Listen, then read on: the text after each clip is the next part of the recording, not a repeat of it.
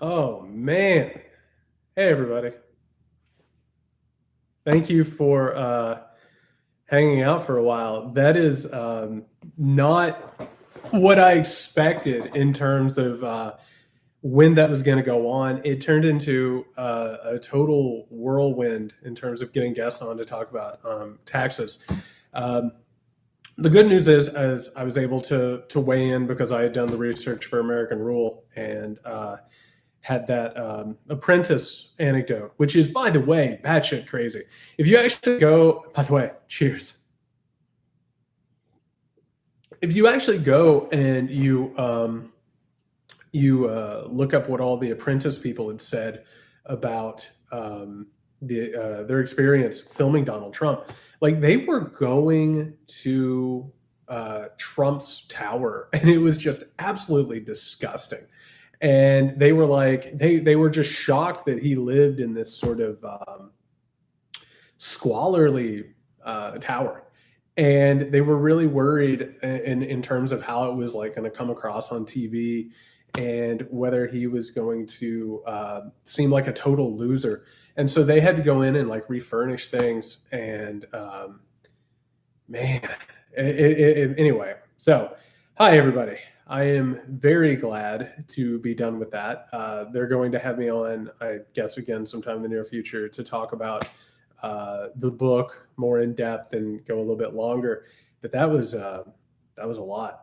Well, thank you for the room, by the way. I like this room a lot, but the funniest thing about it is it just sort of feels like this side of the room just like looks very nice.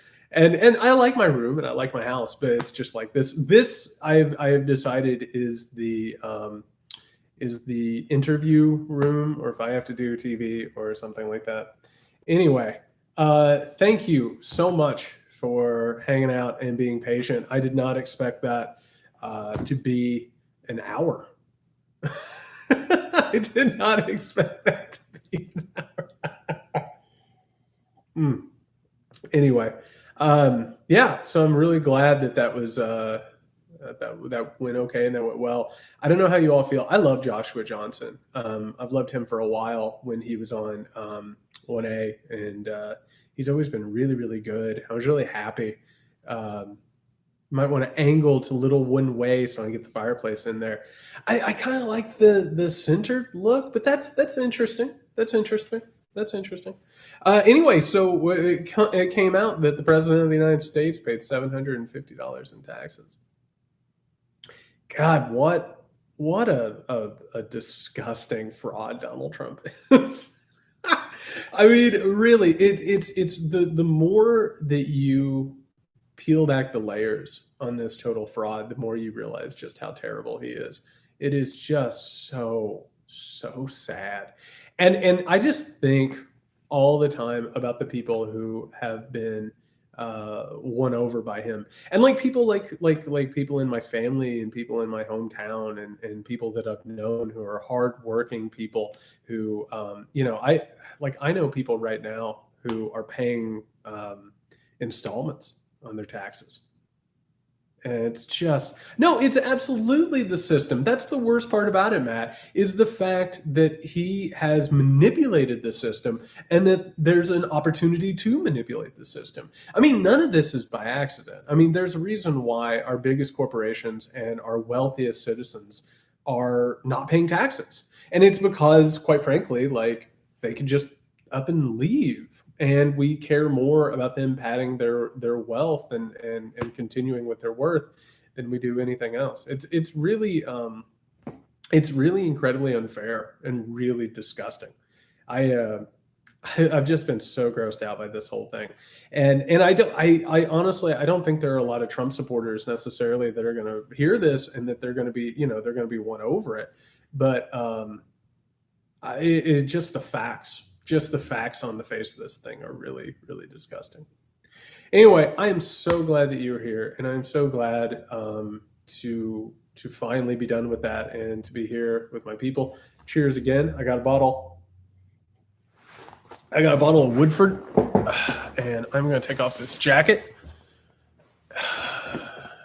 Oh, of course, Fox News hasn't said a word about it. Fox News won't say anything about it. I mean, they're so deep into this fraud. They are so deep into this fraud that there is no possibility that they will even jump in on this thing. It will obviously be treated like it's some sort of deep state Biden situation. And the honest to God truth, I was tweeting about this earlier, is that the Republican Party has been so focused on demonizing taxes for the public good that it's reached a point where even regular Americans have stopped thinking about the good that taxes do and the fact that we rely on them for schools and roads and bridges and healthcare. And the fact is that if people paid their fair share, if pieces of shit like Donald Trump were made to pay their fair share, we'd have better schools, we'd have better infrastructure, we might even have healthcare. We would have a system that actually works. And instead, we've been bled dry to the point of artificial austerity. And it's an absolute shame. And I tweeted this earlier too. We have to start framing this conversation about what taxes are. He stole from us. That's what Trump is engaged in, and people like Donald Trump are engaged in. They're stealing from us. They're taking what they owe, and to society, they're stealing it and just padding it. And by the way, it's not like it's better with Donald Trump. Like, remember, and I wrote about this in American Rule. The founding fathers were like, oh, the wealthy are the best repositories for power or whatever. It's such garbage. It's such garbage. And he's such a loser. Donald Trump is such an unbelievable loser. And because he's a loser, it's literally keeping your kids from having better schools. It's keeping your families from living longer, better lives. It's such a fraud. I haven't even gotten my stimulus check. I saw you in there, Victor. I haven't even gotten my stimulus check. I don't expect to get it from this fraud of a government. My God. But he is. He's the ultimate loser. He is the biggest possible loser. And I didn't get a chance to say this on the air tonight, but he might be so desperate to keep this job, not just to to avoid prosecution. He needs the money. He needs the money. And so we have a president of the United States of America who every time he looks at foreign policy, or probably even domestic policy, he's thinking about the possibility of making money somewhere, right? Or like getting ingratiated with somebody, including God knows what kind of criminals around the world. I mean, he's in hock to all of these people. He's in real trouble and he needs money fast. And you better believe he's going to get that money from putting up FBI or Secret Service agents at his properties. He's going to get it from renting out golf carts every time he goes golfing.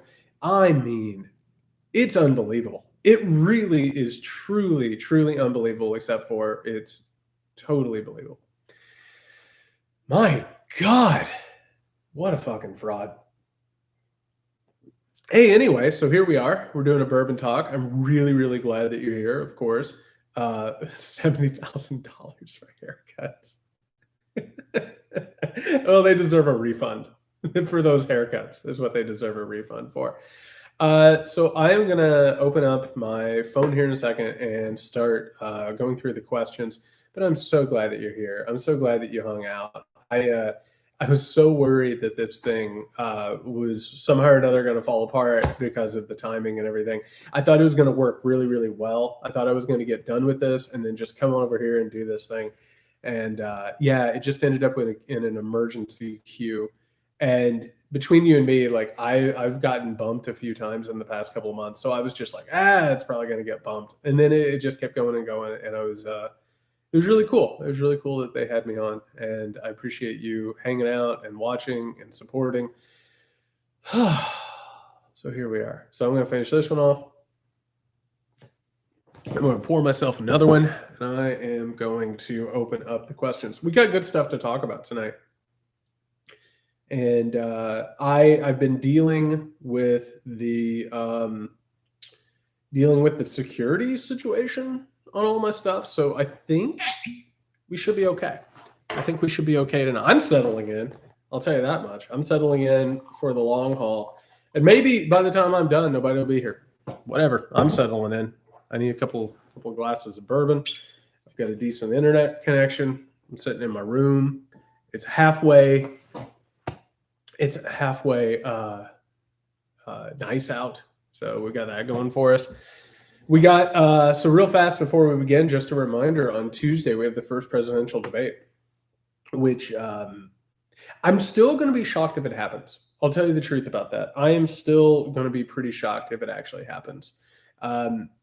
I still think that this stuff that Trump is doing with, like, Biden taking performance enhancing drugs, whatever the hell those would be, I still feel like that's him sort of posturing a little bit and trying to get out of this debate possibly. So if it suddenly gets canceled on Monday, I would not be shocked. But that being said, so over at the Muckrake podcast, Nick Houseman and I are going to be hosting a live watch along Tuesday night. And all you have to do is go become a patron over at patreon.com/Muckrake podcast. I promise that we will make it worth your while. We will instantly react to it and give you analysis. I get, what's the word? I get hot during debates. I really, really do. I have a lot of thoughts about how debates should work because they're not done well. Our media sucks at debates. Also, on top of that, I really am always frustrated by the plan of attack and how these things are sort of handled and how they're carried out. So I have a lot of thoughts about debates. So I hope that you'll come hang out on Tuesday night because I'm already into it, already ready to go on Tuesday night. So let's go ahead and start with tonight's Q&A. The first one I've got is from Seth, who says, will the New York Times Trump tax story really make a difference? Don't know. And I'm inclined to say probably not. I'm inclined to say that this is probably a continuation of the stories that we've seen where he has avoided tax returns and generally been a complete and utter failure. I mean, hardly anybody has not read the stories about how he has failed at every venture that he's ever been a part of and how he has lost more money at times than nearly anybody else in America. I mean, he's a total abject embarrassment of a failure. The question here is, will it start picking off some Americans who are already disgusted by him? So that's the thing with some of these people is you have some people who voted for Trump in 2016, particularly, and I've talked about this before when I was like covering the Trump rallies. Like there are two types, right? There are the people down by the stage who are like gung-ho Trumpist and like they would kill for Donald Trump. And then there's the people in the stands who are like the more traditional Republicans. Some of those people are tired of him. Like they're really, really tired of him. These are people who maybe they've lost people during the pandemic. Maybe, they've lost a ton of their retirement with the economy crashing. They're people who don't care for how he carries himself. And like some of those people are on the fence. Weirdly enough, they are actually undecided. I think that Trump could start to lose some of his more traditional conservative base. I think that this could peel a few of them off. The question is, where are they? The question is, are they in Michigan? Are they in Pennsylvania? Are they in North Carolina? Are they in Wisconsin? Or is it just going to be here and around? No clue. I have no clue because there's no way that we can possibly tell about this. But again, like I was saying before we got started, the Republican Party has done such a good job working people to make them think the tax is theft. So there's a real possibility that literally nobody who would get hurt by this or who would move away from Trump is in a place that will actually affect the Electoral College. But will it make a difference? I mean, it continues to do the thing which is important, which is it peels away at the mythology of Donald Trump. And I want to go on record again, and I've told people in the Biden campaign this, and I've reached out to everybody I know in the Biden campaign. So if this happens on Tuesday or in one of these debates, I hope to hell it does. He needs to go on stage and he needs to tell Donald Trump that he feels sorry for him, that he's such a small, little, cruel failure of a man. He needs to go up there and say, you can't succeed in business. You can't succeed in life. You are a pitiful person. And I think that like that, you would just watch all of the air go out of the balloon. So I think this could be one of those situations. Like if I'm Joe Biden, like go up on stage and ask Donald Trump if he needs a loan, ask him if he needs some money, take out a couple of 20s and hand it over. Like make him small and sad is what I keep telling people. Like that the whole thing that he's done is he's puffed himself up. He's filled himself with he's made himself larger than he actually is. But yeah, I think he absolutely should just be told that he's pitiful. And I think that would definitely work. Okay. Alfonso says, what does the New York Times article say about the supposedly billionaire class where they don't have to pay any taxes? It's just like the new robber barons. 100% it is. This is what I was trying to talk about on the show tonight. Like we have a system that is completely tilted on the side of the wealthy and the powerful. It's totally there to set people up to continually gain and gain and gain. And once you're in that club, once you have money, once you've reached a certain level, like corporate welfare and the support system that we're supposed to have, it kicks in, right? Because that's one of the things that all these people rely on is it's like tax breaks and incentives and all of this stuff. It is there to help the people who it's there to help people who already have money, and it's pathetic and it's sad. And when you look around at this moment of artificial austerity, it's happening because of the redistribution of wealth from the bottom up that goes towards national security, which, by the way, is sort of like dealt out like cards to people who are close to politicians and the politicians themselves. And then on top of it, you also have this hyper capitalistic system where people who should be paying just millions upon millions of dollars in taxes that would help our schools and infrastructure and healthcare and lead to better, more decent lives, they are kept from doing it. And it's a completely unfair system. And the problem right now, and actually, a note, and I haven't talked about this anywhere else. I am going to start filming some lectures. I'm going to start like trying to get out some remedial information, stuff that people can share on social media, that can move around YouTube. Because like one of the things that I keep doing in all this is like I keep sort of going over the same tracks. But one of the things that needs to happen is we need to start bringing people in, and we need to make people understand some basic tenets and concepts. So one of the things that I'm going to do this week is I'm going to record my first lecture that's going to be about what is going on right now. And the problem is that America is failing. And one of the reasons that America is failing is because of exactly what we're talking about right now, which is that our capitalistic economy has been so tilted in the favor of the wealthy, and they have been kept from giving money to taxes and to help social causes and people.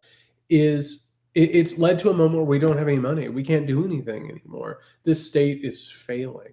It can't protect us from a pandemic. It can't provide for us. It can't extend our lives. Like we're living shorter, more miserable lives. And as the myth of American exceptionalism is starting to flicker and starting to die, what happens is those myths, they collapse in on themselves like dying stars. And what emerges, a real possible thing, is fascism. And what we're watching right now is a fascistic movement that is in denial of reality. It tells everyone, no, everything's totally fine. America is great, or we're going to make it great again. And all we have to do is, I don't know, believe in it or clap enough times or whatever the hell he's talking about this week. But yeah, I'm going to be recording that lecture this week. But we need to understand that one of the reasons that America is failing is because the system that advantages the wealthy has kept us from having the money to really do the things that we need to do. And America is failing because of that. Jeannie says, could you comment on Seth Kotler? From the get-go, this has been the historical mission of the Supreme Court to be an anti-democratic check on ambitious majorities. All right, so this is hard truth time. We have looked over the past 60 years, particularly with like the Marshall Court, we have looked at a Supreme Court that we have thought has put to right things that are wrong with the country. right? At least the court will get it right, or at least the court will weigh in and it'll lead to, gay marriage being legalized or desegregation or civil rights or, whatever it is, or the Affordable Care Act. The truth is that the way that our system was created in the first place was put there in order to keep common people in check and kept under the thumb of control. James Madison and the other framers of how this country was put together, and for those of you who have read American Rule by now, you understand they didn't even have authority to do it in the first place, and that they were actually following through on their own economic and power interest. The way that this country was designed from the beginning was meant to privilege the white, wealthy, slave-holding class at the detriment of everyone else. The Supreme Court was not put there to make things right. It was put there as sort of a check. In fact, the Supreme Court didn't even start out with the right in order to declare laws constitutional or unconstitutional. It gave itself that right. Particularly leading up to the presidency of Thomas Jefferson, which it tried to constrain and restrain. The Supreme Court of the United States of America has done some truly vile things, really vile. It's upheld white supremacist laws. It's upheld segregation. It's upheld the mistreatment of women and vulnerable populations. It legalized forcible sterilization. It has not always been a tool for good. And I hate to tell you this, but we might be looking at a situation, and Amy Coney Barrett is a horror show, an absolute horror show of a judicial appointment. She literally believes that some people deserve rights and other people don't, which is everything that the Republican right wants now. And it's really disgusting. And we might be looking at the possibility that the Supreme Court of the United States of America would not be a force for good or equality, but could actually be a weapon that would be used to keep people in check and under the thumb of control. It could be bad. It could really, really be bad. And so, that's the truth, is that the Supreme Court has not always been great. It's actually committed some really heinous actions. Honest Rocker says, Dr. Jill's response to Tapper's asked a question about gaffes. I don't know if you saw that. That was the perfect response, and it was by and far the most undemocratic thing that I've seen anybody in the Democratic Party do in forever. Dr. Jill Biden saying we're not going to talk about Biden's gaffes. I listen, I think Tapper does good work. I think that he got up there and he asked the question that every cable news anchor is pretty much asked to say. I thought she shut him down really, really well. But I fear the debate questions this week will follow the same pattern of normalizing 4-5 and making false equivalencies. Why do we put up with these dog and pony shows? Because we think it's all that we can have. We think that it's how politics is supposed to work, is we're supposed to have these debates. And by the way, most of them are useless. And we sit there and we're like, well, did you notice that he flinched here? And, his answer, he stumbled with his answer for a second. And actually, debate has nothing to do with the presidency. And I make this argument all the time. People say to me, they're like, well, how would you fix the presidential campaign or race or whatever? And it's like, why did we spend all this time having presidential candidates raise money? Like, actually raising money isn't something the president of the United States has to do. The president of the United States has to take a budget and has to figure out how to allocate things, which means actually it would be more telling and indicative if we gave them a budget that they had to move around in different spots. That would actually really do well under a campaign finance situation. In this case, the debates are giant fraudulent exercises. We're waiting for gotcha moments. That's all we're doing. We're waiting on this and that. And unfortunately, Trump lives and breathes cable news. Like, that's one of the reasons why he got so much free advertising in 2016 and why our media is addicted to him. It's because he is the walking, living, talking embodiment of cable news. So he'll give them something to talk about. And God knows he'll attack Biden, and God knows he'll probably say that Biden's on drugs or that Biden is in league with China or God knows what. But there's nothing that they're going to talk about that is actually going to affect anything in our lives. That's the honest to God truth. And we have to admit that. We have to admit that our entire political system is broken and it privileges spectacle because spectacle breeds profit. And when we're actually working down with that avenue, and again, when we have people like Zucker or Les Moonves who says, "Oh, this is terrible for America, but it's good for our bottom line. It's good for our profits." Well, what bullshit is that? So what you're telling me is that your news situation and that your economy is based on profiting off of the downfall of America. And we know that now. The most popular TV show in the world is The Fall of America right now. Everyone's making money off of it. Everybody's getting their money, except for Donald Trump. I mean, he owes way too much. But, it's a situation where we have to understand that this bullshit just doesn't work. And it can be better, and it should be better. Politics should be where we come into the public square and we have real conversations about our differences of opinion. We examine factual evidence, and then we make decisions and move forward. That's not what this is. This is spectacle. This is a giant fireworks show where we're supposed to be in awe of the fire and not pay attention to the fact it's burning everything down. It's absolute horseshit. So that's another reason I'm saying, come on over, be a patron. Go to patreon.com/muckrakepodcast. I'm telling you that I get pissed off about these debates, and I have a lot of thoughts that happen in real time. And I've never thought about live streaming my reactions to it in real time, but I am pretty pumped about it this year. I have to tell you the truth. Alt McMaster Disaster says, so, question, do debates make a difference in elections? I say no. Louise Minch says yes. Your wise and most education opinion, sir. By the way, good luck tonight. Hey, thank you. I appreciate the luck. I hope that worked out okay. I hope it went all right. Do debates make a difference? Not always.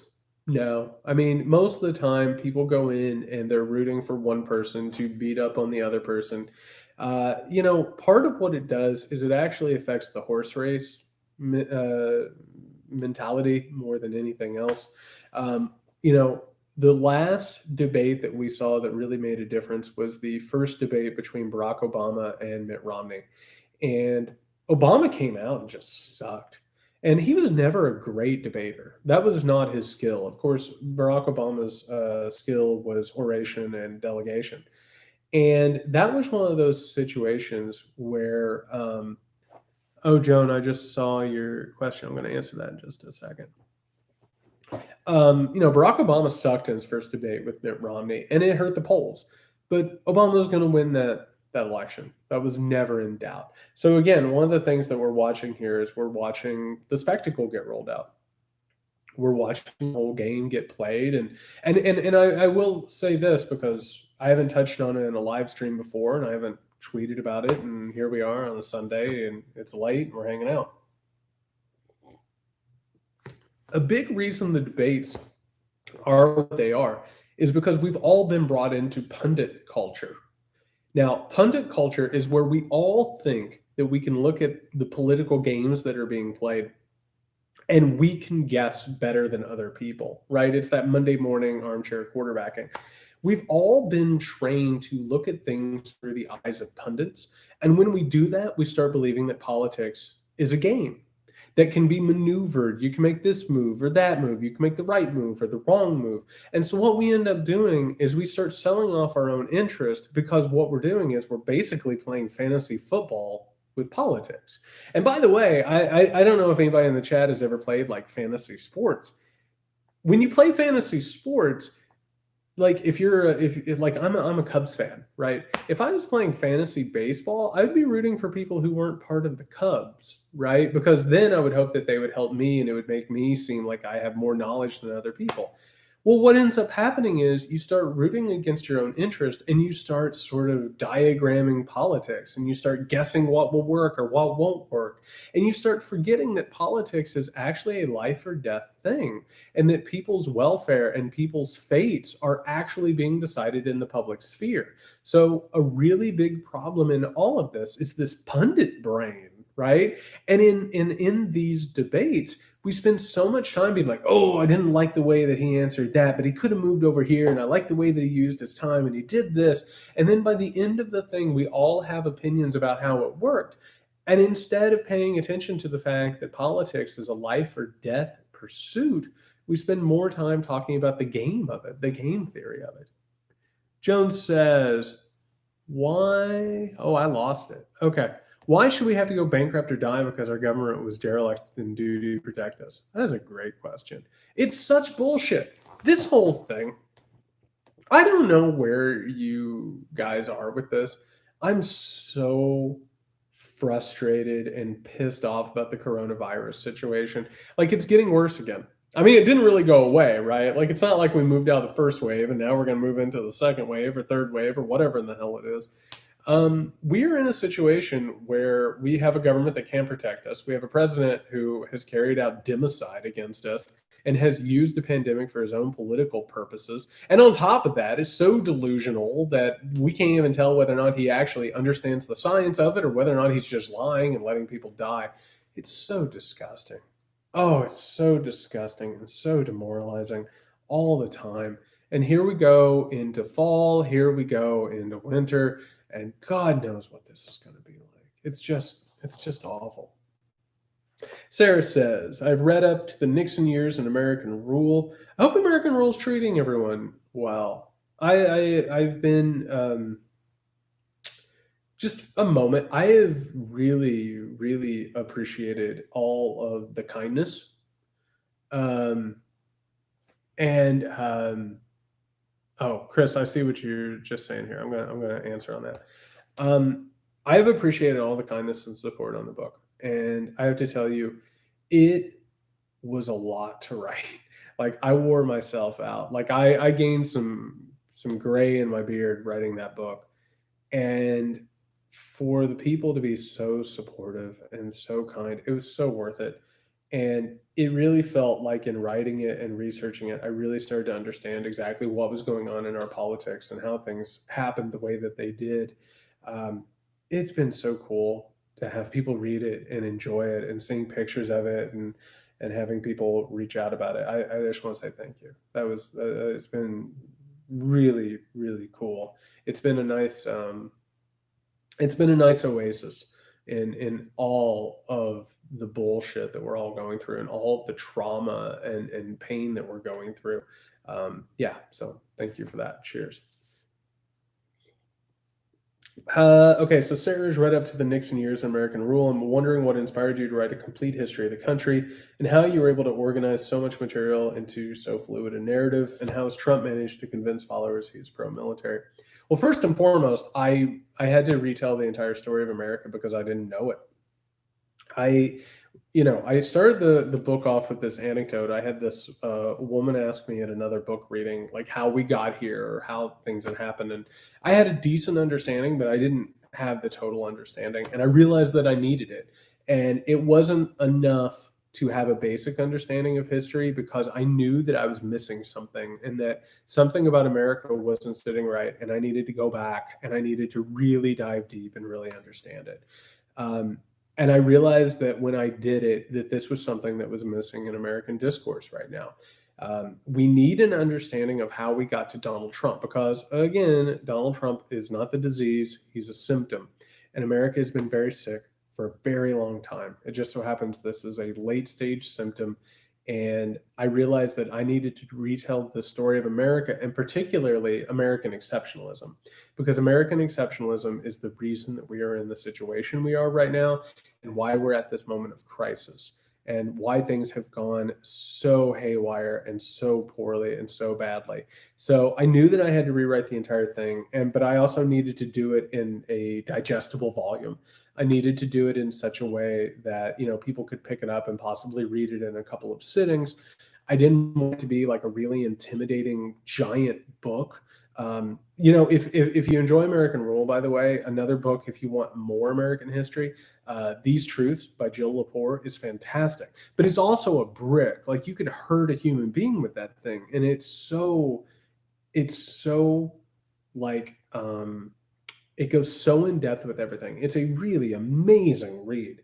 But I wanted to write something that people could read pretty quickly, digest pretty quickly, still get a bigger, giant sort of a view of American history, get really in depth in like the major important parts of it, and possibly even, hand it off to people before the election. I would love it if people were giving this to their family before the election, because and for those of you who have read the book, it's not a partisan book. Like, there have been mistakes on both sides of the aisle. I mean, the Democratic Party before the 1950s was repulsive, absolutely repulsive. And the Democratic Party in the 1990s and now has not been perfect either. This is not a partisan book. This is actually a book that is meant to illuminate the real history of America and start to unwind this polarization and this trench warfare that American politics have become. So I knew that I had to tell a total retelling of American history, but also make it accessible and digestible. Chris says he's digging the book so far. Thank you. Quick question. I'm a high school U.S. history teacher. Cheers. You're a hero. Absolutely, you are. All teachers. And I've been doing my best to counter the patriotic education Trump wants. Here's the thing, man. That patriotic education shit is so dangerous. It is fascistic re-education. That's all it is. It is white supremacy through and through, and it is propaganda through and through. It's meant to make sure that white supremacy maintains its hold on American power and American wealth. What I would say to you is, I would continually point out that what you are teaching and what you are looking to teach has nothing to do with partisanship, because that's where all this stuff is going to start. When you try and talk to people about what you're teaching and why you're teaching it, most people are going to think that you're indoctrinating them for a political purpose. Do not approach it in a political sense. Approach it from a factual sense and talk about the fact that all of us, and it doesn't matter if you're left, it doesn't matter if you're right, if you're a Democrat, if you're a Republican, if you're a Green or whatever, all of us who aren't millionaires and billionaires are being manipulated, and we're being pitted against one another, period. And it's being done on purpose in order to hold us back. What real history is bipartisan. Real history is not political. It is a telling of how things have occurred, and people can draw their own opinions. This patriotic education bullshit is fascistic re-education, propaganda, and indoctrination. It's what the right has continually said that the left was trying to do, and they have done it over and over and over again, and that's what they're trying to do with this. I have a lot more to say about patriot education. It's such a bullshit idea that I have a hard time even letting it come out of my mouth, but it is a lot. Yeah, that's Dixie. I think Dixie found her toy. Dixie's really, really loud when she finds her toy. She's a sweetheart.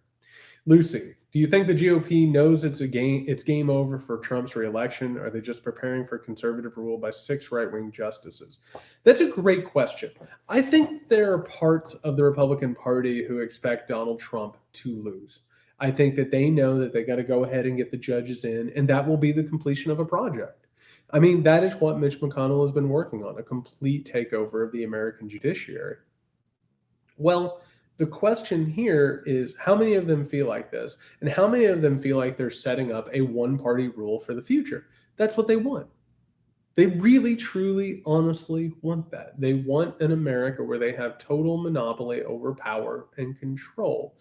And so there's the question, is how many of them think Donald Trump is losing, and so they have to push this thing through? And how many of them truly believe he's going to win, and it doesn't matter what happens to make that happen?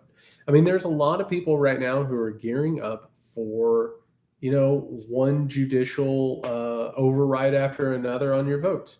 I mean, I will tell you, like that story in the Atlantic, the one about like the election that might break America, that was real. And I've talked to Republicans around the country who have heard about this and have heard about worse. I mean, he is looking under every possible rock to try and figure out how to steal this election. And the Republican Party is right there with him. And they will not hesitate. They will not hesitate, because they understand, and I've said this before, and I will say it again, and you need to understand this. They are motivated by the fact that they cannot win a free and fair election. That is why they've disenfranchised. That's why they've done all this misinformation. That's why they've intimidated. And that's why they've rolled over democratic institutions. When when a power group realizes it's losing its control over power, it will do anything in its power to continue to hold power. And that includes destroying democratic institutions. Nibor, you're doing an excellent job of explaining this. Thank you, Nibor. But it's nevertheless very difficult to grasp for a Swedish person. In my country, we tend to associate being a Christian with kindness. How can so many Christians vote for Trump? He is not at all a kind person. Oh, Nibor. That's a big thing because in America, Christianity, particularly a certain branch of Christianity which holds power and sway over our culture, um, that group has become completely obsessed with white identity politics, wealth, and power. Um, Unfortunately, we have a faith that is a NeoConfederate faith. After the South lost the Civil War, it didn't go away. It simply hid in our culture, in our politics, in our economy. Particularly in our religion, we have a lot of preachers who preach a neo-Confederate religion, which is based on a white supremacist God who determined that white people are better than black people, that they should be enslaved, and then later on that segregation should be a line of distinction. Check out Jerry Falwell. And by the way, for the record, for those of you who haven't caught this live stream before or read it in my work, you need to understand something. Right now, the battle is over abortion. But the original animating idea behind the modern American right was segregation.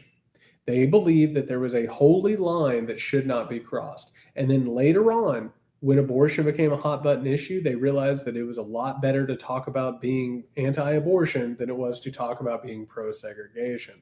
This is all about white supremacy and control. So, one of the things that's happened with the Christian right, particularly white identity, neo Confederate, apocalyptic evangelicals, is that they are in this for power. Some of them believe they're trying to hasten the end of the world. Other ones believe they're trying to avoid the end of the world. It's a big debate in that entire community, but it's about power. And it's been perverted. That's what the prosperity gospel is about. That is why they're supporting Donald Trump. Robert asked if I think the Senate will flip. I think there's a possibility that the Senate will flip. I don't think I would put money on it right now. I really don't like predicting elections, to be honest. But if I had to, I'd probably say that maybe the Democrats take it back by maybe one, maybe two. It really depends. I mean, there's a lot of stuff in motion right now.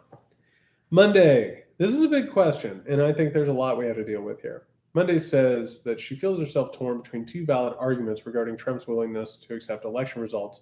One, she knows that to accept and promote the idea that Trump will not leave office does give life to the possibility of occurring. Two, she also knows that to ignore it or downplay the reality of Trump creates a potential for our democracy to be stolen through inaction or inaction on our part. How do we refrain from succumbing to the tricks of the master manipulator while also taking a stand against tyranny?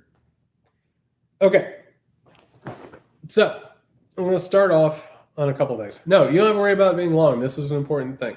I'm glad you brought this up. So, you know what? It's 10:41. We're 43 minutes in. I've had a decent night. Having some nice bourbon. I'll get into this. I'll tell you one of the most frustrating things that I've seen in the past couple of days. And that was, what's her name? Terry Cainfield. Terry Cainfield has come out and said that actually posted a thread and then went on the Washington Post and talked a lot about how this is a big manipulation by Trump and how he's been talking about stealing the election and then he makes himself look stronger or something, or like he's some sort of a strong man. I don't know what Terry Cainfield is doing at any given time. She appeared on the Muckrake podcast. I didn't agree with her on a lot of things. I thought that she had some decent things to say. We had some big disagreements. We're having a big disagreement, even though I don't know that she understands that we're having a disagreement right now. I don't think that Trump is playing some sort of a game. I think that he is flailing And I think if you need to understand who Donald Trump is, you need to understand that he's in over his head. He's not equipped for this job. He's not mentally to the level of the job. He's not capable of being a leader. He's not capable of bringing together organizations. The only thing that he can do is rage against norms. And the only thing that he can do is rage against constraints. He is naturally an authoritarian. He is naturally a fascist. I keep saying this. If you ask Donald Trump to define what an authoritarian is or what a fascist is, I don't think he would be able to do it. I really, truly don't think that he would get to do it or that he would understand it. I think that he is intuitively like that. And I think that he is trying literally everything that he can do. I don't always love it when reporters give him ideas. When they're like, oh, are you going to use the Insurrection Act of what, like 1918 or something along those lines, right? I feel like sometimes there's somebody, maybe Stephen Miller in the back with like a notepad who's writing it down or something along those lines. I think that we need to understand that this thing is real and that we need to be very, very careful and prepared. But I keep saying this, and I'll say it again just to repeat it. Maybe I should say this on every live stream. We need to be prepared on election night for anything. We need to be prepared for the President of the United States to steal the election and to declare himself a victor before any votes are even counted, right? We also need to prepare for something that is beyond. And I keep saying this in these things. We need to think about what we want to do with our lives and what we want to do with our politics when Donald Trump is gone or when Donald Trump is a thing of the past. We need to be ready for everything. And I think that this is an important question because this is one of those situations where we have to walk, chew gum, skip, paint, rub our belly, pat our head, all of it at the exact same time. I think that we have to understand that there's a real possibility that he is going to try and steal the election. And we also need to understand that there's a possibility that this thing might work and will be okay. And what are we going to do on the other side of this thing? We cannot be paralyzed by fear. That's the damnedest thing here, because I know that you've seen this. Maybe you've even said it. Maybe this has been your response, and I understand why it's there. I see it all the time, particularly because I have this presence on Twitter. Like I see people all the time who say, is there anything we can do? Are we not powerless? It all seems just completely beyond our control. You need to understand that that is the ideal way for citizens to feel for an authoritarian regime to work. They want you to have rights and be afraid to use them and be afraid to organize and engage in solidarity movements and engage in communities. They want you to be alone, they want you to be afraid, and they want you to be apathetic and feel powerless.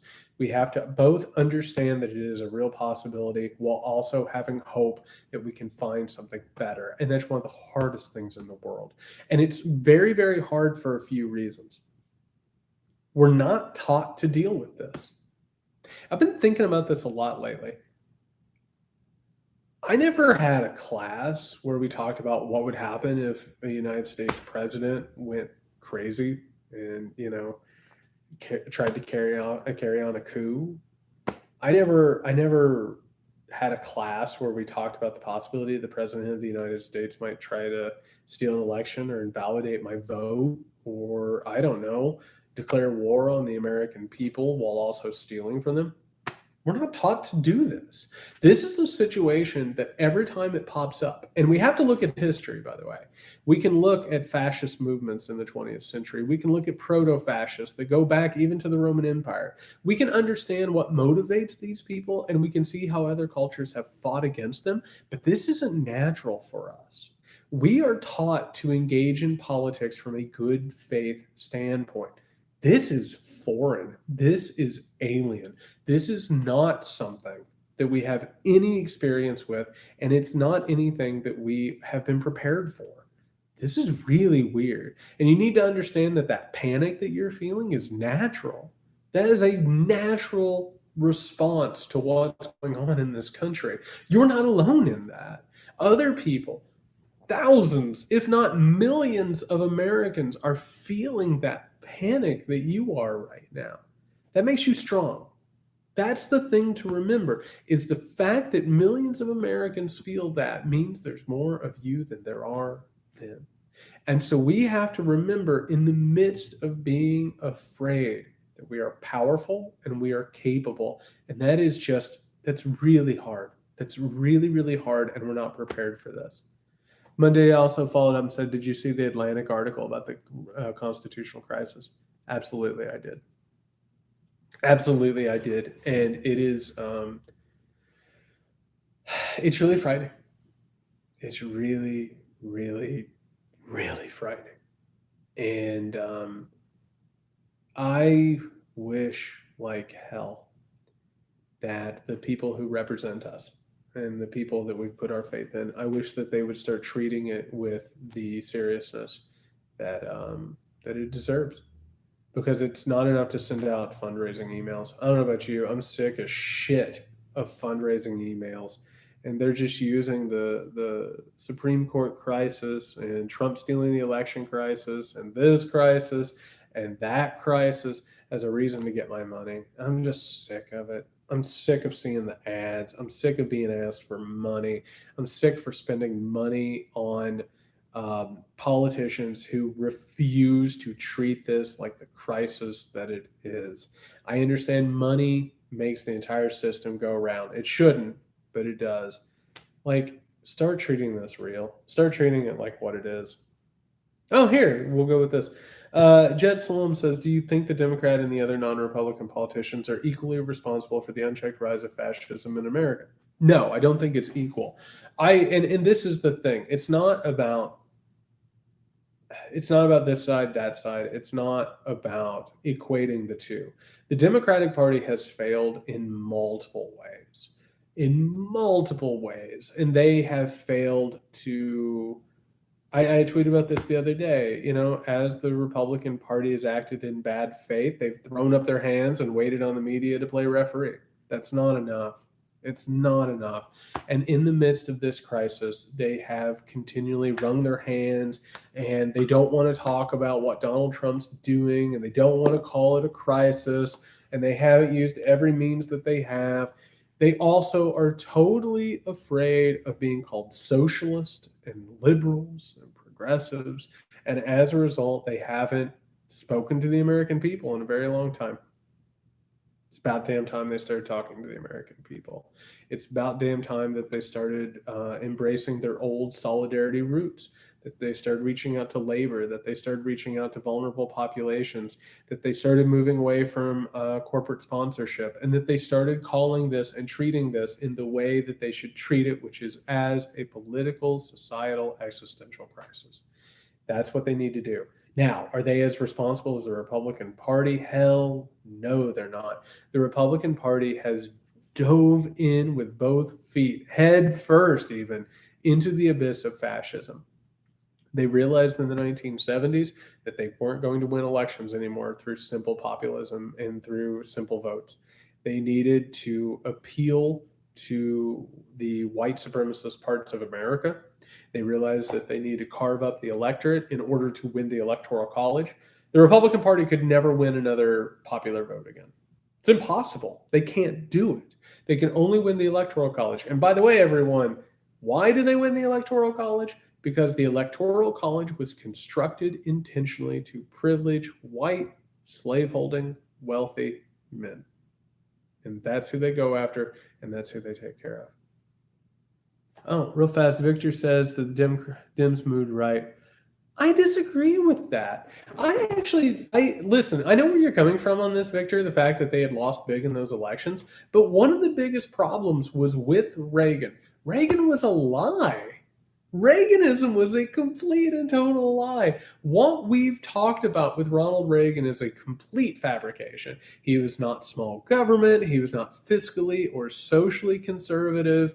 He wasn't religious. He wasn't any of these things. Reaganomics didn't work. Trickle-down economics didn't work. And that was the problem, is the Democrats said, you know what, the lies of Ronald Reagan, they work too well, so we can't fight them anymore. So we'll at least accept them, and we'll try and be Reaganism with a human face.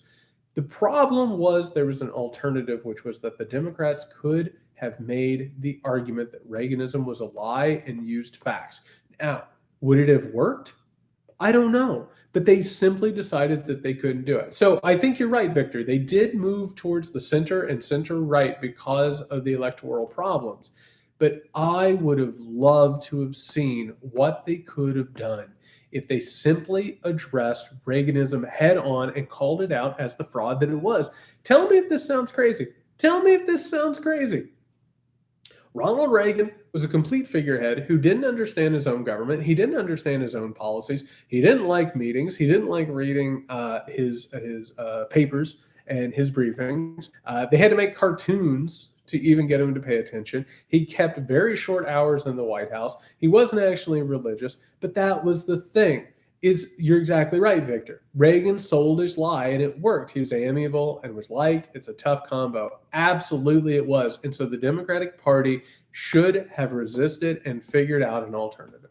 And there were people out there. I think there were people who could have gone after Reagan, but that's a different thing altogether. And even Republicans who worked with Reagan, even Tip O'Neill, who, by the way, every cable news channel is probably talking tonight about Reagan and Tip O'Neill working together. Even Gorbachev, who formed a relationship with Ronald Reagan, they all said that he should not have been president, and it was an absolute disgrace that he was president. He had no idea what he was doing. No idea. So that's my whole point, is that the Democratic Party moved right, and they waved the white flag when they could have fought against it, and they could have fought against it with truth on their side. And instead they embraced corporate donors and they went after it. I agree. It was a tough veneer to crack. I could argue about this all night long. I'm glad you brought it up, Victor. Okay, we got a few more. Wildebear says, do you think if Trump resoundingly loses, supporters will wake up and be reachable? No. Unfortunately not. I think if Trump loses really, really badly, I think they're going to think that the election was rigged. If he loses by just a small, small number, I think they're going to think the election's rigged. I think there are some Trump supporters who are going to peel away from him. I do. I think that the veneer is cracking for some of them, but I don't think all of them. I really, truly don't. And that's a sad truth, but I think there are going to be people who are going to be Trump supporters literally for the rest of their lives. Behaviorizing fascism says, can someone please tell me the absolute worst case scenario here?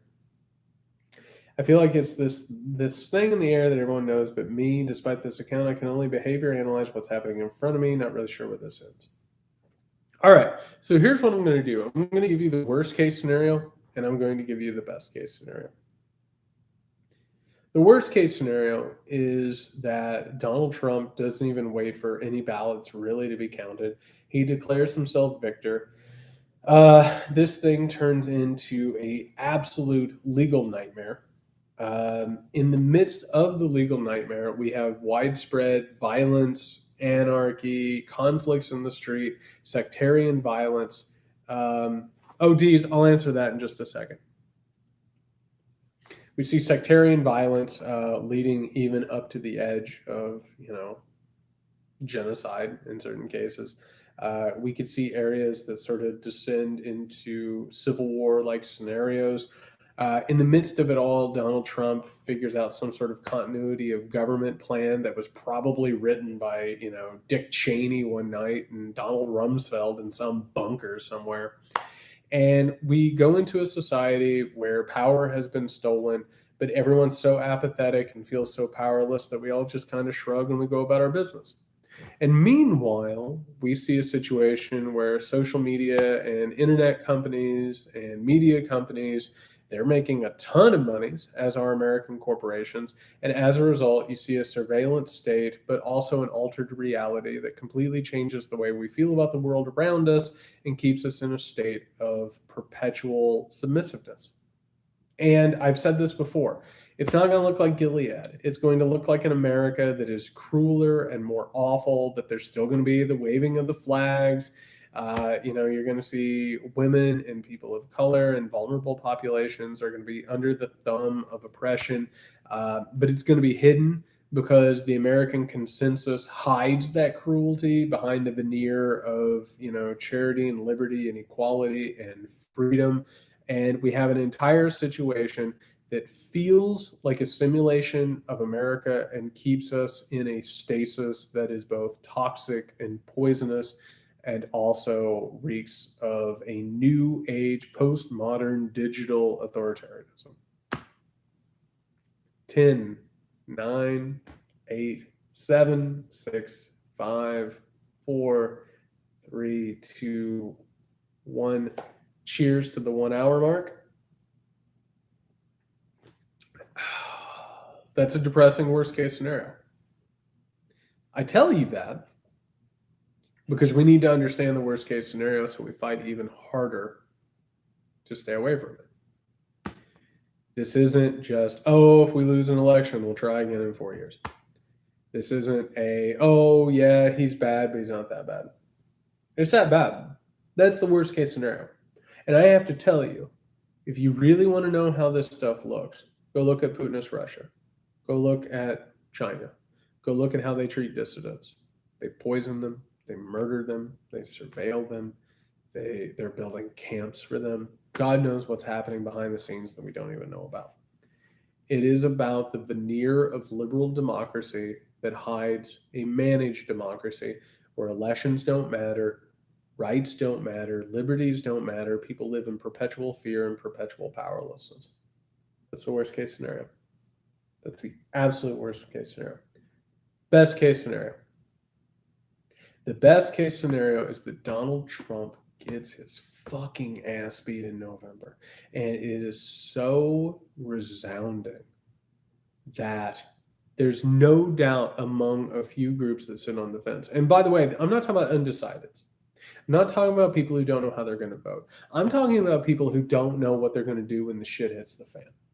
I'm talking about people in the military, in law enforcement, politicians, in the media, you, me, all of us. People who don't know how they're going to react if the president of the United States tries to steal power. The best case scenario is that Donald Trump tries a power play, tries to steal the election, he tries an insurrection act, he tries something, whatever, and everyone goes, screw you, pal, this isn't happening. Period. And the media puts aside its drive for profits and its lust for profits. Politicians say, you know what, I don't want my name in history next to this stuff. People in the military are like, I swore an oath and I'm not going to do this. People in law enforcement are like, no, I'm not going to kill people who live near me. And you and me recognize what we're supposed to do and what our duties are and how citizens are supposed to behave and how communities are supposed to take care of one another. And then we look back on Donald Trump and we say, holy shit, I can't believe how close we came to that. And we learn from it and we change and we grow and we evolve. And we find one another and we repair our relationships and we repair our society and we figure out an America that doesn't have to look like this and can be better and realer and more human. That's the best case scenario.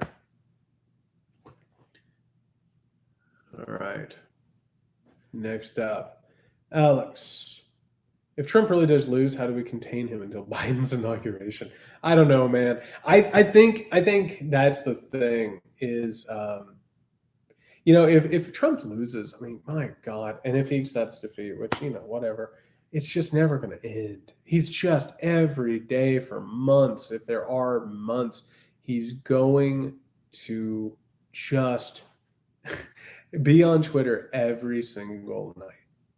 Every single night. And he's just going to talk constantly about Joe Biden and the danger that he is. He'll probably call Americans a loser at some point. The whole point that I'm trying to make is I don't think we contain Donald Trump. I think that he is going to find his group of people who are going to listen to him. And I think he's going to find people who are going to stay loyal to him. Yeah. Frida, I don't know if it's necessarily going to be an attempt on Biden, but I have to tell you that I think the extreme right is going to become very active and very motivated if Donald Trump loses. I think that that is an accurate assumption. Jessa, is there merit to the idea that regular people right now are being monitored via Twitter, Instagram, Facebook, etc., for what is being said and read? Yeah, yeah, that's happening right now. I have talked to enough people about my own experience to know that there's a pretty extensive cataloging going on of dissidents. I'm sure they're probably calling us Antifa as we speak right now, even though I don't know about you, I've never been to an Antifa meeting because it's right, they don't exist. Yeah, we're being surveilled and cataloged. That is unfortunately the game that has been played for decades now. And we don't have to accept it.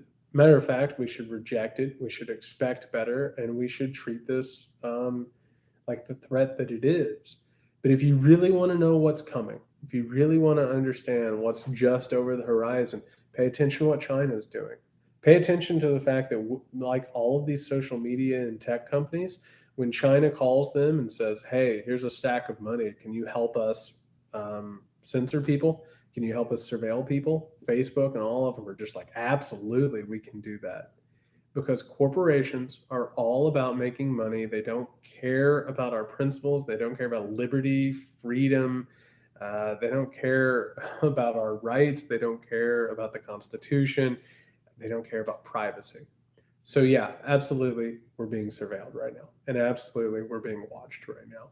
But I also have to tell you the fact that they're doing that is a matter of weakness. It's not even a matter of strength. It's because they're frightened and they don't think that they can control us or convince us anymore. The fact that they have to watch us and let us know that we're being watched or intimidate us or whatever. And I have to tell you that the harassment that I've been getting over the past couple of months has been extreme. Fuck these people. Like if you want me to live the rest of my life afraid of what you can do to me, you can go to hell. Like that'd be worse than just dying tomorrow. And that sounds morbid, but it's true. These people can't win in the market of ideas, and they can't convince anybody to actually believe what they say because their ideas suck. Their ideas are terrible. The mythology that they're trying to like throw off on us is absolutely flawed and unreal. It's stupid. It's absolutely stupid.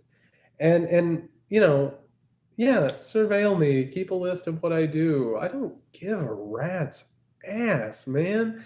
And if that's the way that they're going to try and put people down, well, that just makes me feel bad for you. If that's the only way that you can possibly win these fascists, you can go to hell. I think it's embarrassing. I think it's pitiful. And again, I think that's one of the reasons why Joe Biden should go up to Donald Trump and tell him he's embarrassing. But yeah, we're absolutely being surveilled. We absolutely are. And if you want any idea about what's possibly happening that we don't know about yet, go back and read the history of Richard Nixon, who had an entire system of private intelligence and private surveillance that was all based on going after his enemies. If you think Donald Trump hasn't used those tools or more, I got another thing coming for you. I really, really do. So yeah, we're being watched, we're being monitored. Screw them. We need to demand something better. And by the way, I keep saying, ask yourself, what do you want the world to be after Trump?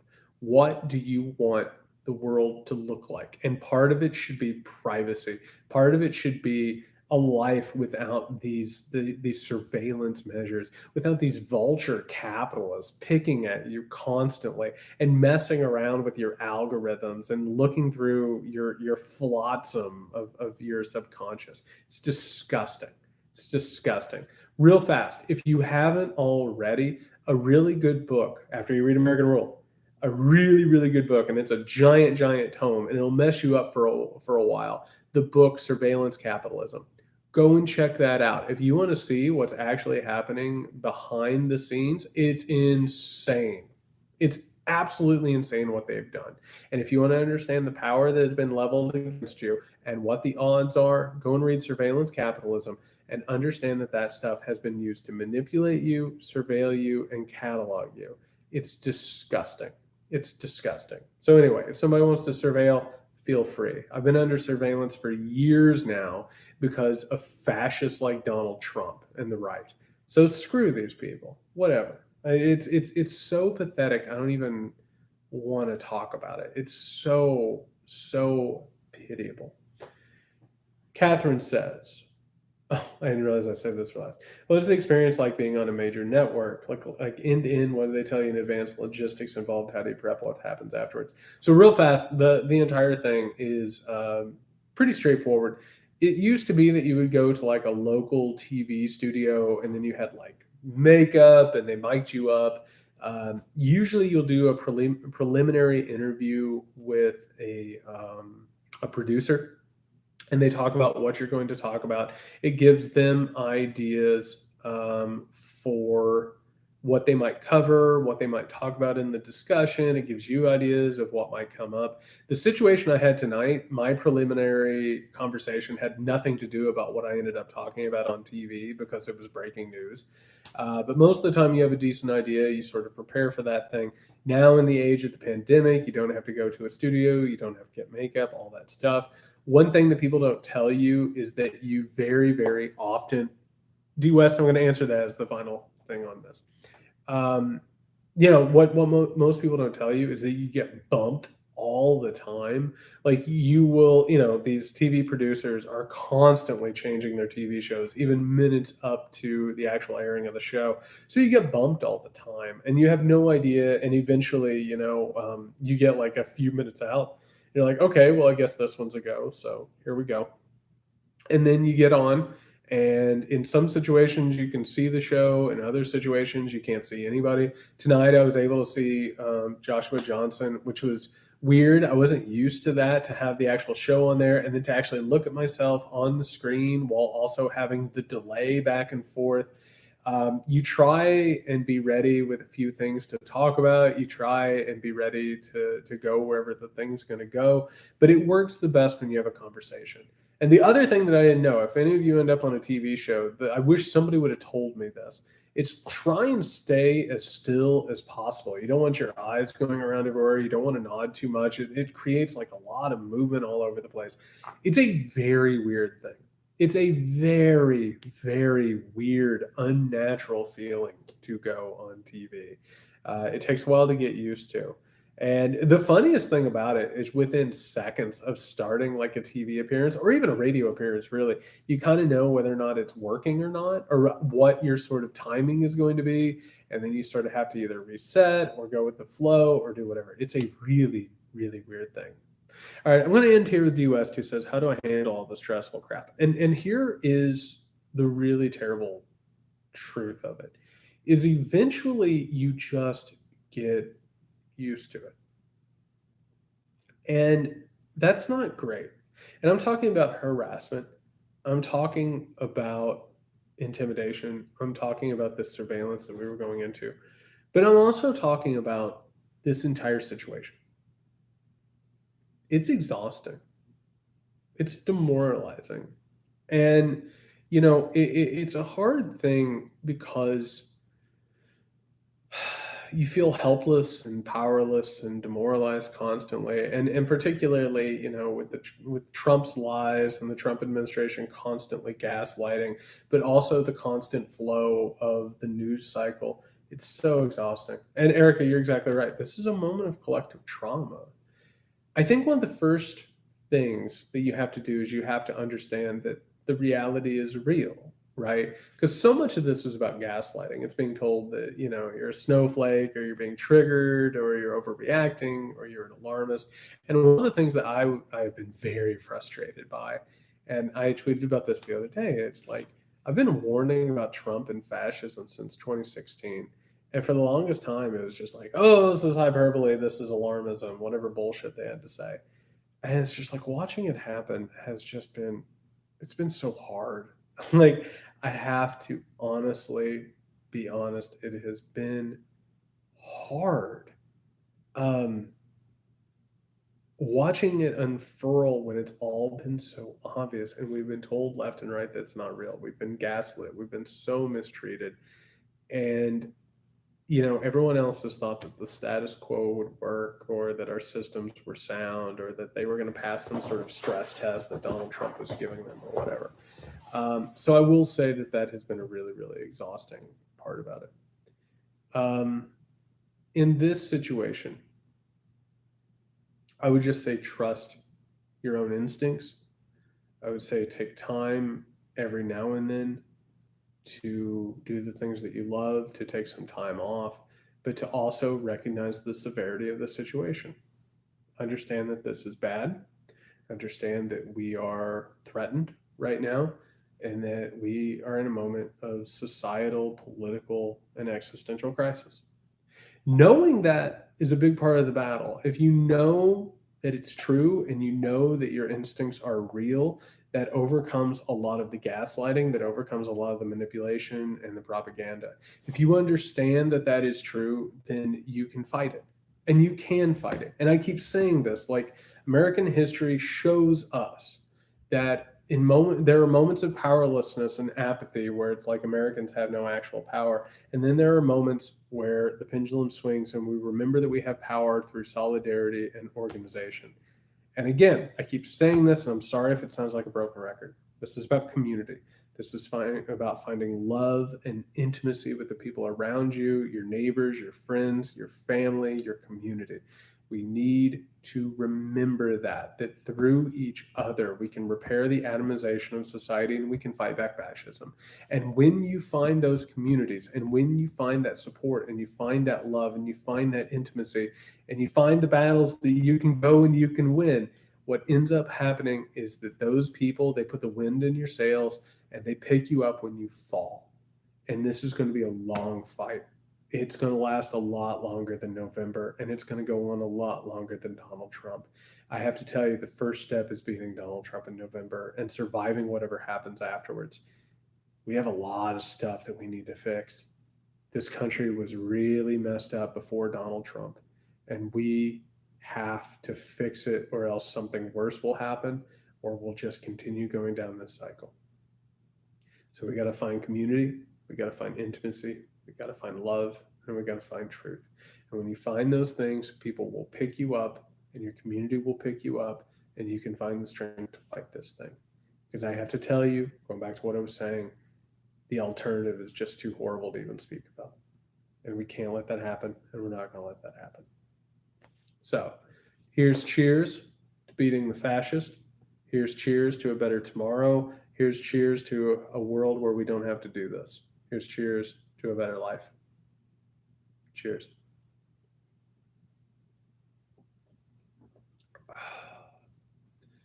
You guys are wonderful. And again, before I get off here, the fact that you hung out like an hour later than I expected is it was really cool of you. Really, really cool. And I thought it'd be like maybe two people, and maybe those people would all have my last names or something like that. This is very cool. I appreciate you all so much. And I'm sorry that we're going through this together, and I'm sorry we're going through this trauma together, and I'm sorry that it's frightening and demoralizing and just petrifying. We're going to figure this thing out. We're going to beat back fascism, and we're going to make a better tomorrow. We really, really are.